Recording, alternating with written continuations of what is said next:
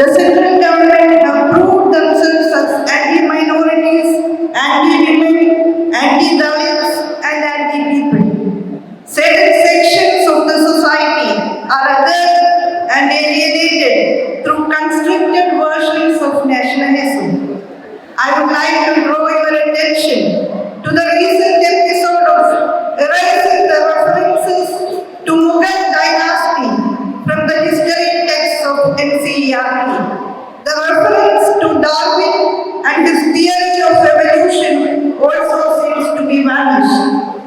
The periodic table, which is an inevitable tool in chemistry and other sciences, also has been removed.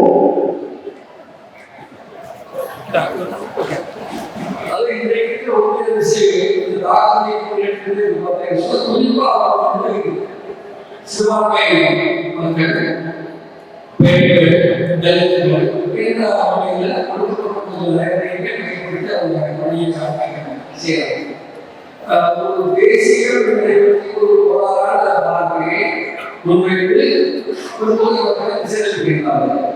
இன்றைக்கு தேசிய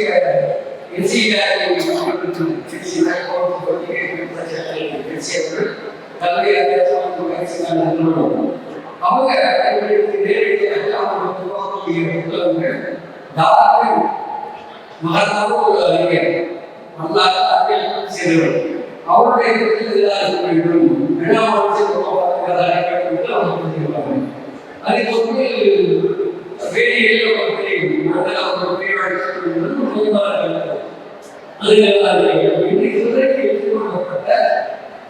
அறிவியல் சட்டங்களை அனுபவத்தை கைவிட வேண்டும் என்ற வகையிலே குழந்தைகளுக்கு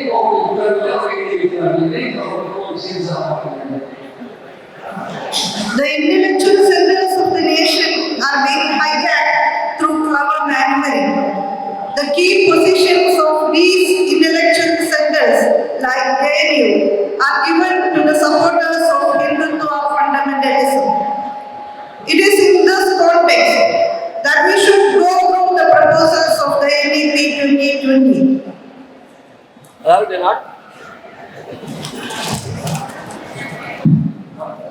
நாட்டுடைய அறிவுசார்ந்த மோதிகள் உயிரியல் நிறுவனங்கள் இவற்றின் மீது ஒரு தாக்குதல் அங்கு முக்கியமான பொருட்களிலே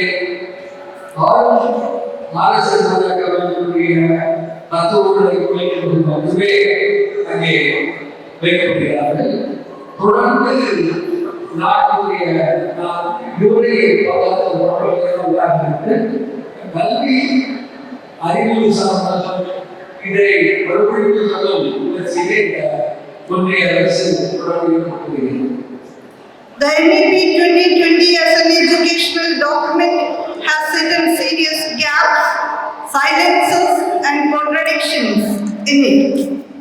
NEP, with its profusely verbal acrobatics, appears to address all the concerns of modern education, but covertly and cleverly smuggles in the specific agenda of the ruling party through the fissures and gaps in the ideological structure built up by the policy document.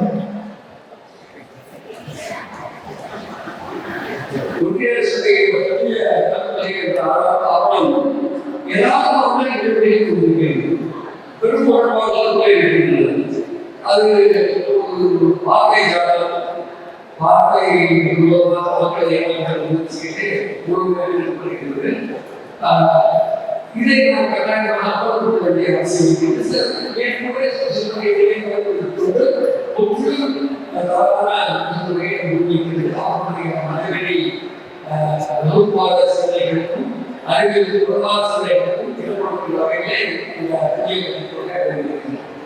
Actually, NEP has not been subjected to any legislative or social scrutiny.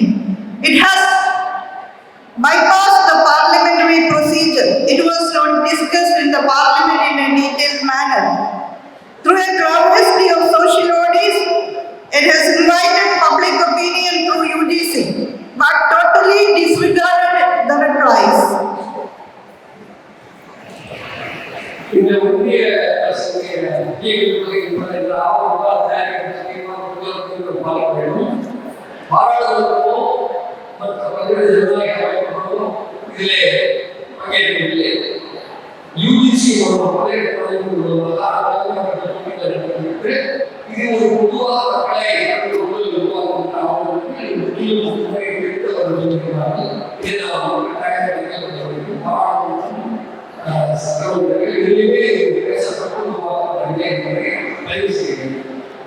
NEP 2020 comes after 34-year-old National Policy on Education 1986 policy document, Rajiv Gandhi's Challenges to Education, a Policy Perspective.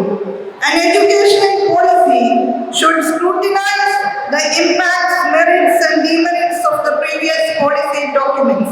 But NEP never makes an attempt to study the impact of the previous policy documents. Moreover, the document was released with any empirical data or studies.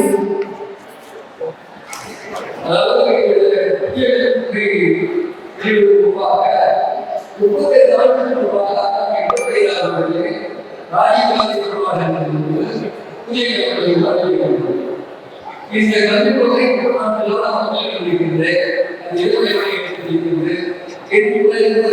சிறிய பிரச்சனை கூட இல்லாமல் அதற்கு சம்பந்தமே இல்லாமல் இந்த ஆவணம் ஏற்படுகிறது.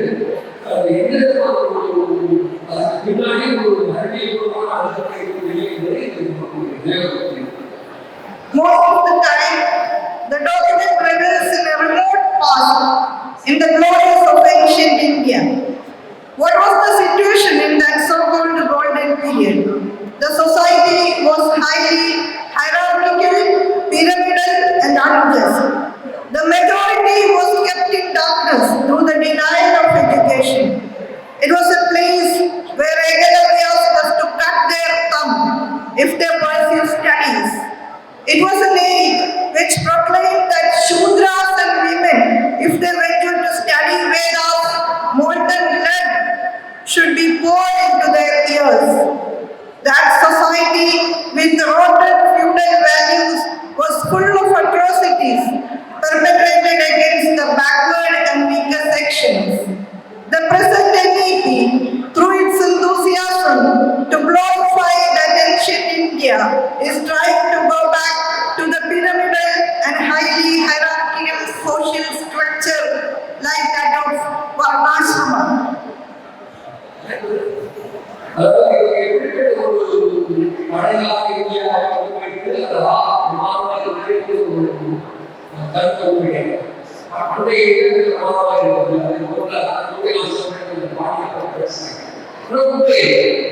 பண்டைய இந்தியாவில் பொதுமையான சாதனைகள் படிநிலைகள் இருந்தன.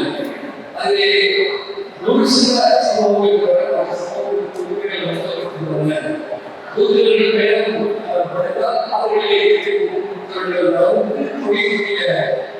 மனுஷனுடைய அந்த தலைகள் அங்கே நிலவிருந்தன. இப்படிப்பட்ட ஒரு சமூகத்துக்கு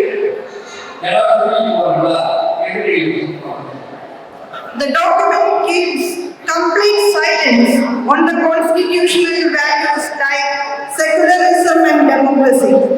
It never mentions the need for reservations for the socially and economically backward sections.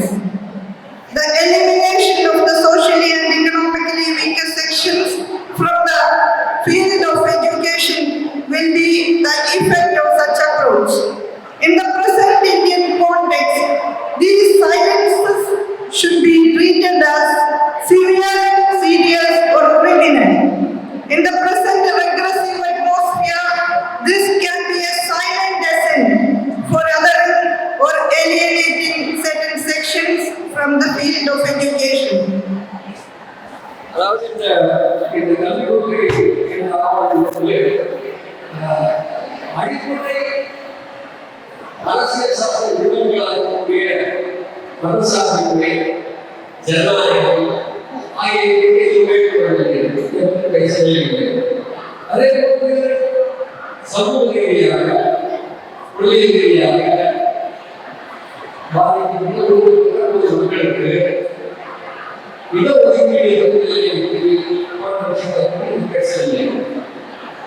மாறாக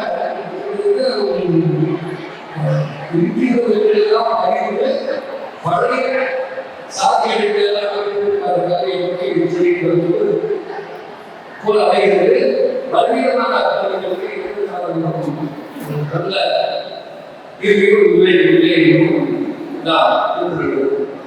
In this present socio-political situations, where communal forces join hands with global capitalism and corporate forces, we can clearly see this document as a vehicle for communalizing and commercializing education. The document will surely contribute to the intensification of the process of commodification of education. இந்த ஆராய்ச்சியில் இது எதை சக்திகள் இந்தியாவை corporate இவர்களுடைய அவர்களை கொண்டிருக்கின்ற இது அவர்களுக்கு இந்த இதனுடைய வேலைகளை சாதாரண விவசாயிகள்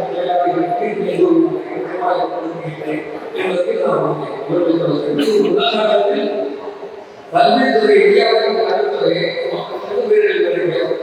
அதை வந்து ஒரு பொதுவான மாற்றுவது பெருமுதலாளியை மாற்றுவது முதல் மாற்றுவது என்ற மாநிலம் அதிகாரிகளை கைகொள்வது. Besides accelerating the process of commercialization, communalization and LIKEism, this document urges to impose centralization, denouncing the federal principles of the country. The NEP calls for the complete dismantling of the affiliating system of colleges. The ending of the affiliating system will be detrimental for the students from the rural areas, especially the tribal students from the hilly and coastal areas. Regional availability of educational facilities is important in the case of access. Despite the claims of NEP, it has failed to identify and address the socio-economic challenges faced by India's educational progress. இந்த புதிய ஒரு வணிகம் கல்வித்துறையை ஒரு மாதிரி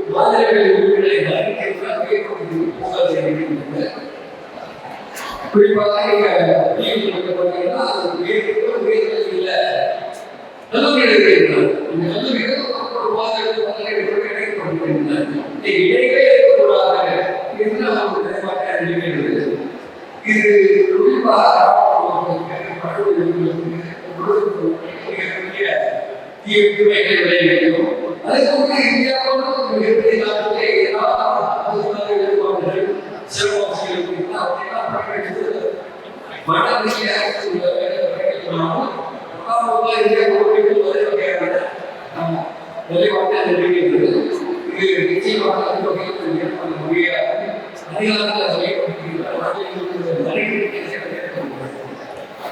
While the cost of quality education continues to rise, particularly with the advent of self-financing educational institutions, an increasing number of students is forced to drop out even before completing a minimum level of education. The NEP involves a paradigm shift in education system that is highly retrograde. This shift is from a conception of education as a means of nation building to one that prepares students to become mere fodder for neoliberal capitalism. And for this, they are given a dash of cultural chauvinism.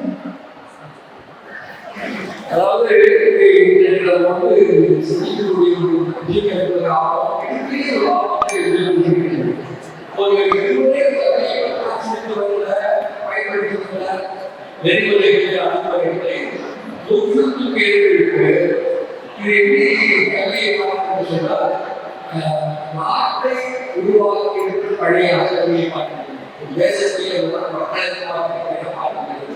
மாறாக நிறைய தரப்படைய விரும்புவதில் இந்திய முதலாளிவாதத்திற்கு சாதகமாக கல்விமுறையை கொண்டு வரும் அதை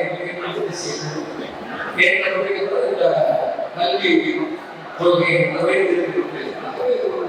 தேசத்தை கண்டிப்பாக வழிகளை அதிகாரங்களை வழிபடுத்துதல்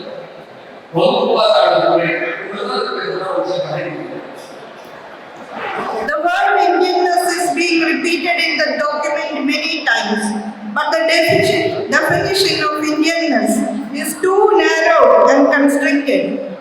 The repeated assertions of Indianness paves the way for the very narrow concept of the nation in the present situation. The variety, plurality and diversity of our nation is the wealth of India. But unfortunately, instead of seeing this multiplicity and cultural polyphony as an asset, the NEP dismisses it as fragmentation. The word used by the policy document is fragmentation. For the NEP, the cultural diversity of India is a burden of the nation.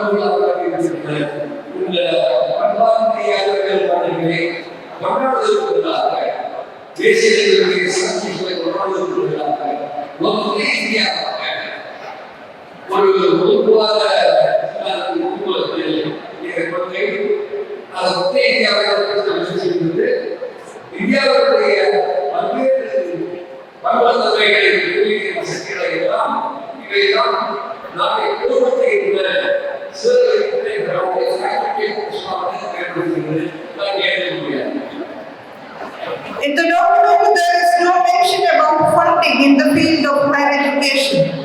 UGC has already been reduced to UEC, University Education Commission, a mere facilitator for the private self-financing establishment.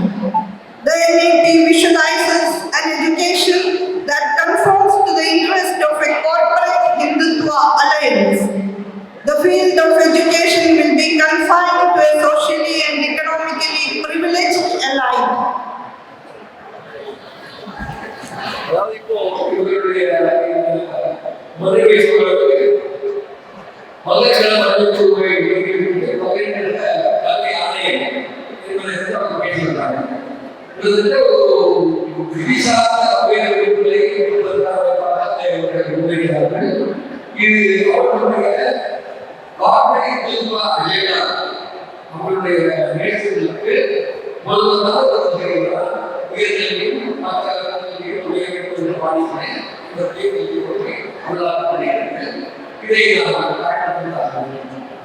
Nowhere in the document is there any mention of reservations for the Dalits, OBCs or other deprived groups.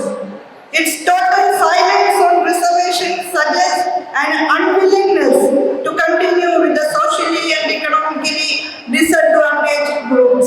We have already seen what the central government have done with the scholarships for the socially and economically backward sections. In the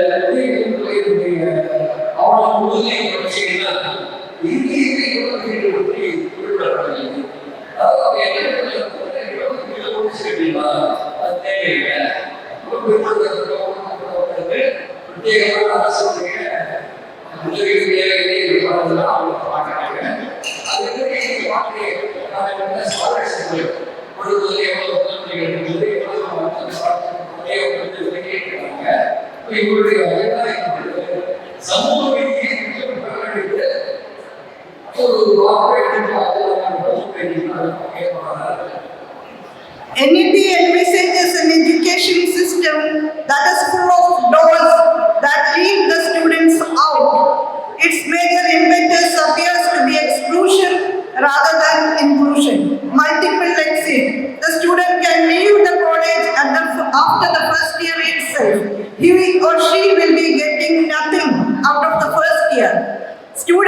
can go out and walking at different stages, enjoying apparent freedom.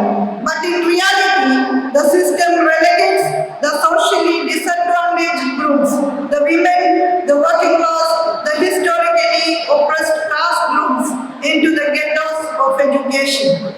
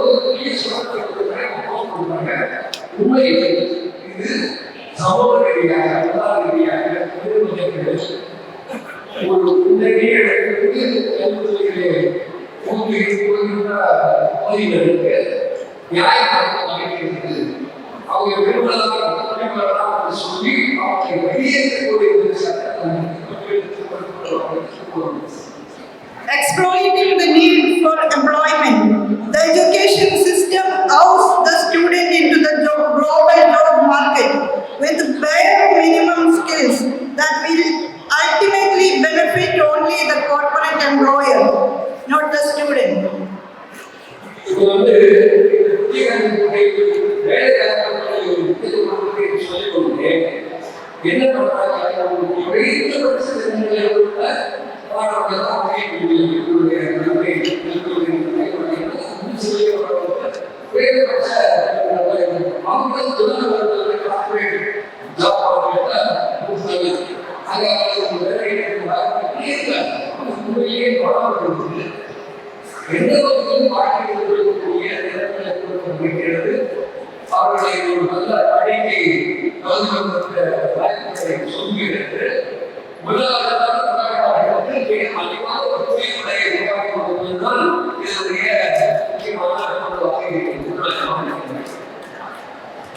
The vision is that a few, depending on the needs of neoliberal capitalism, will acquire an education that will enable them to fill executive and official positions in the corporate world. The others will be thrown out from the prospects of education with some given skills to do menial jobs.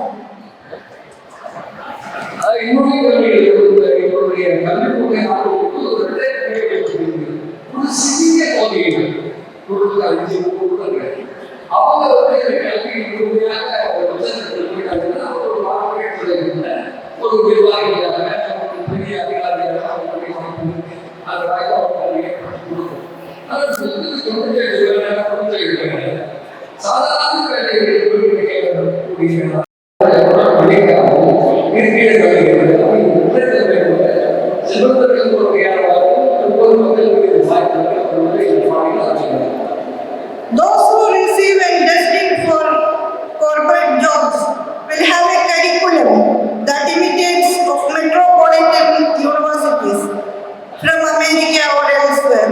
This detaches education completely from Indian situation. To camouflage this imitativeness, the NIP suggests imbuing students with what is essentially a Hindutva type of chauvinism.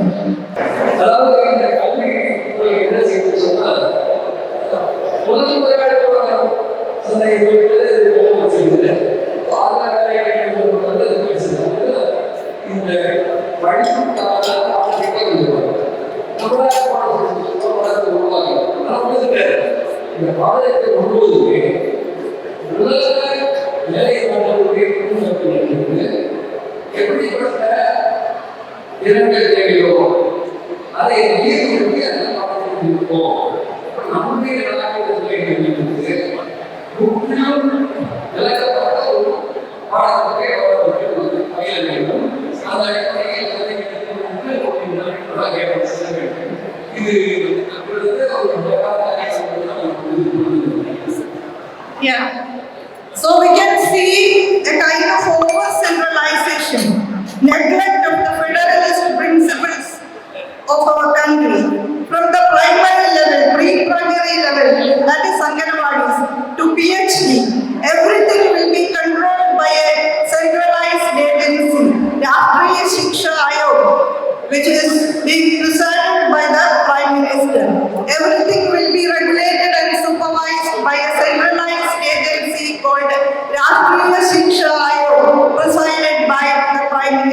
India.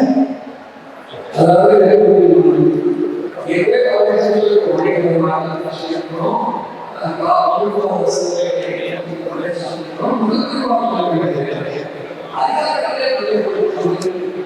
அனைத்து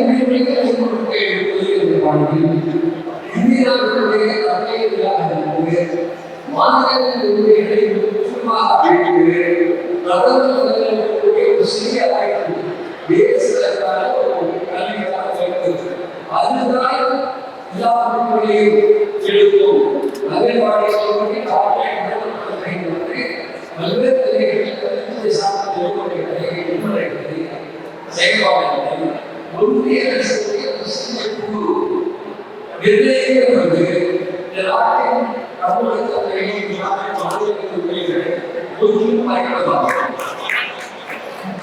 The NEP takes it a slight but tight regulation.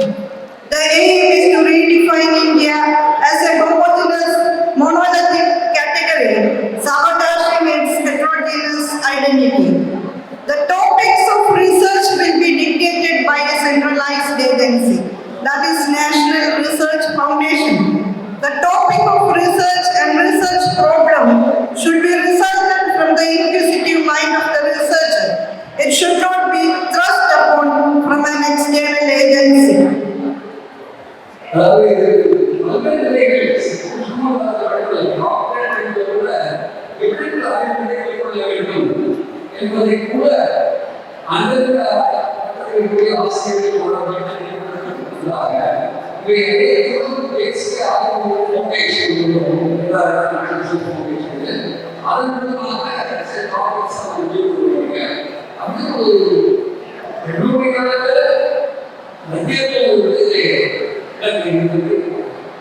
Homogenization or unified syllabus will obliterate differences. Such an approach will dismiss the local and specific cultural nuances of different societies in India. At present, the government is cleverly manipulating through the UGC for over-centralization without regarding the federal principles and the cultural specificities of different states in India. இந்த பல்வேறு இந்தியாவுடைய பரந்த குறிப்பிடத்தக்க அம்சங்கள் அதுக்கு எழுதியிருக்கிறீர்கள் என்பதுதான் போராடிவிட்டுள்ளது. ஒட்டுமொத்தமாக ஒரு மையப்படுத்தப்பட்ட அதனுடைய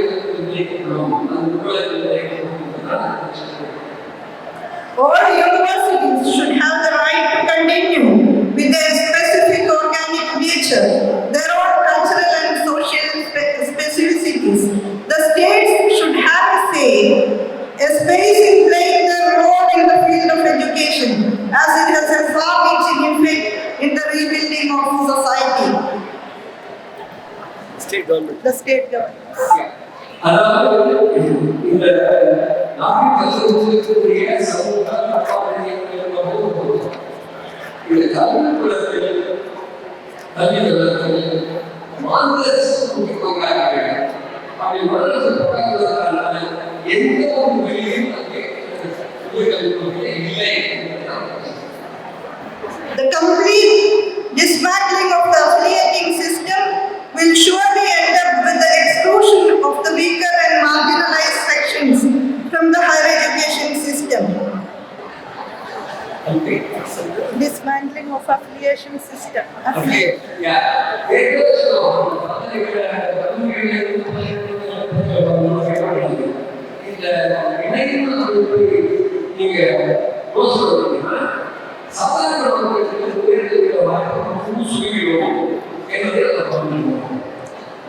The attempt is to convert every college into an autonomous institution. Though academic autonomy is desirable, the kind of autonomy that the private managements require is financial and administrative autonomy, which will exclude the poor and the underprivileged from the portals of higher learning.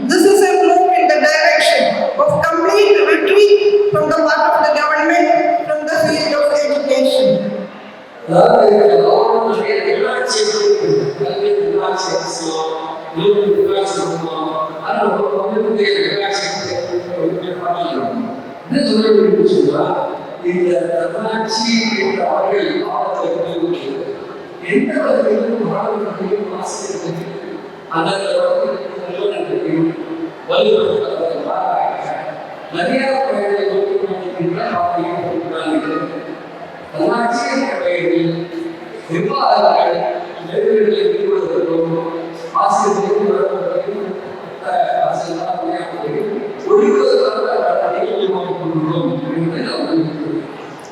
Rampant privatization of education, along with its blatant commercialism, will undermine and eliminate the high ideals from the higher education to convert it into a structurally adjusted neo-colonial economy.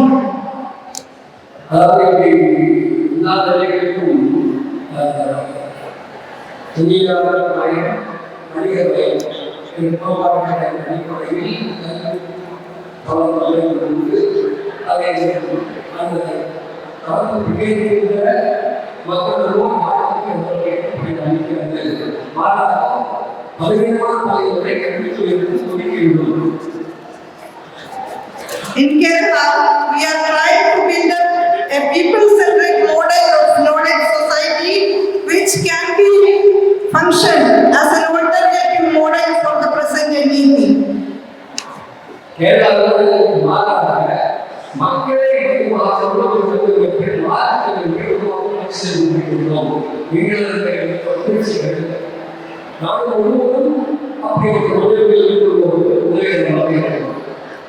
We have increased budgetary allocations for education, especially higher education, and we are trying to improve the physical conditions of government-managed institutions, both in the school education and in the higher education sectors.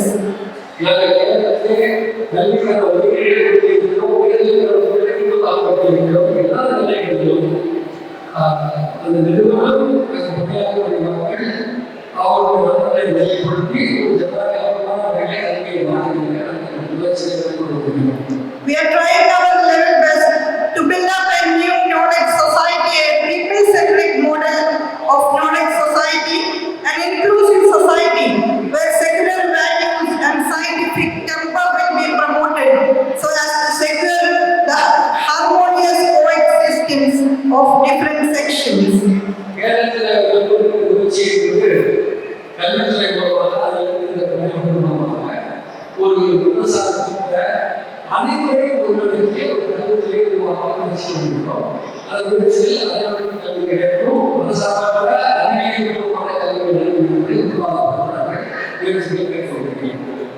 I think it's time for me to wind up.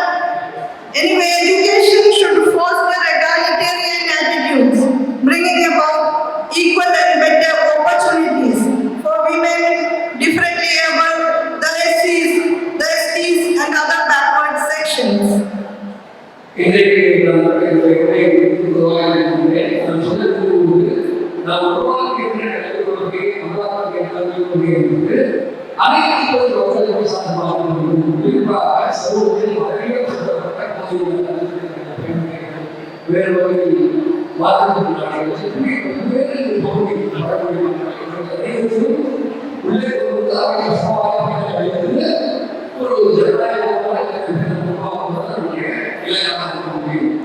Let us put up joint struggles to defend democratic principles and right of students and teachers.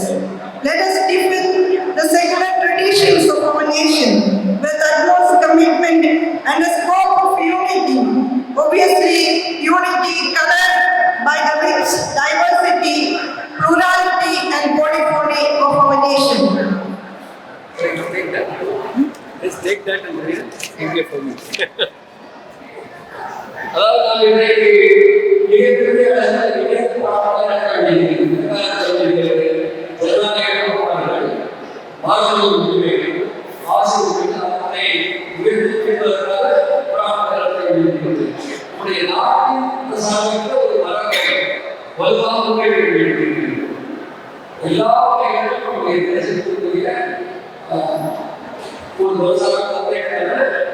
ஈடுபாட்டோடு ஒப்புமை உருவாக்குவதற்கு அதே நேரத்தில் ஒப்புமை சொல்லும்போது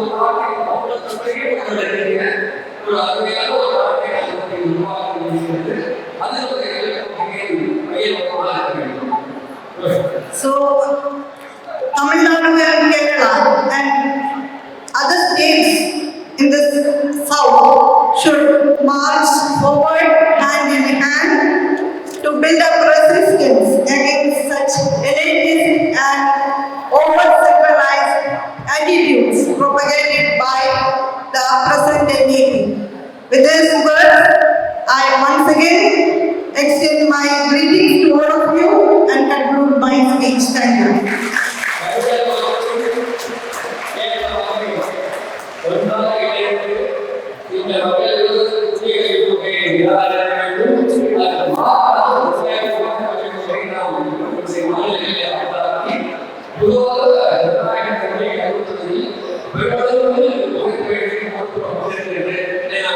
செய்வோம்